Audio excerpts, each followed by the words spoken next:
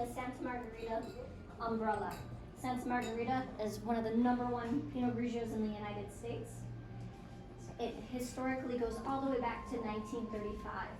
In 1935, Count Gaetano Marzetto made his fortune in textiles throughout the World War.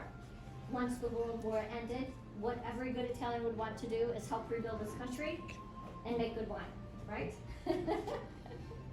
So here, very close to the little town called Portogruaro, which is about 35 miles north of Venice, he started his first vineyard, Torresella. So here, this particular vineyard was agriculture and cows and vines. All of the vineyards were shutting down because no one was, just the economy was completely just devastated at that point, as we know. So what he did is he went through and he purchased all of the different vineyards in this area around his vineyard. And then once the vineyards got back into play, he sold them back to each one of those families because that was their livelihood. That's how they generations of time to live, and so it meant so much to them. And then he promised that he would buy those grapes from them, and we still do today, since 1935. So for this particular vineyard, we only own and operate 1/3 of the vineyards because we still have that strong family tie in business, as families do, and how they should be, that we look forward to each and every day in Italy and also here. So that's a little history on Santa Margherita. Santa Margherita also is organic. We do biodynamics. We are sustainable practices across the board. So all you're getting is the juice in the glass, because that's what they'd rather have you do, is walk away and say, this is an amazing glass of wine, instead of pumping out thousands and thousands of bottles of wine. And it's about quality. It's not about quantity anymore. Yes. So, and Santa Margherita is also a love story, which people don't realize. They think Santa Claus and Santa, but actually Santa Margherita means Saint Marguerite.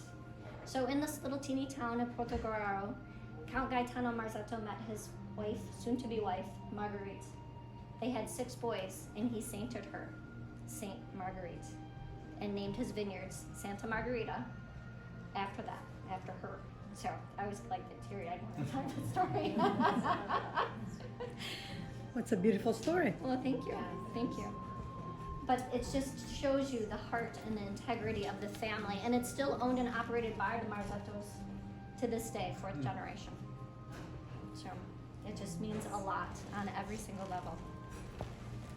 So today we are celebrating before it's the evening of Christmas Eve. And so what they're doing is they're fasting, they're drinking wine, and waiting for the birth of Christ.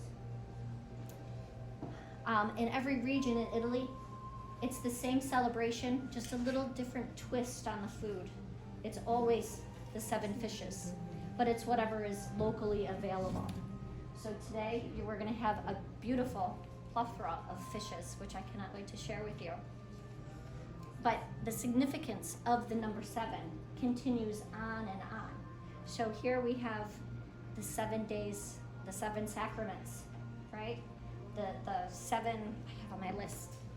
We have all these 7s. 7 days of creation. 7 days of creation. I have a whole list because there were so many. I made a list to share with you today. It took Mary and Joseph 7 days to travel to Bethlehem. The number 7 is used 735 times in the Bible. The 7 commandments, and we can all remember those. Do not worship false gods before us, like money. Do not use his name in vain. Thou shalt not kill. Respect thy family. Thou shalt not steal. Respect all creatures and uphold justice. And those are all, whether we're Christian or Catholic or any other religion, something that we can follow through and hold to and honor. So the number 7 means so much to all of us. And that's what we're honoring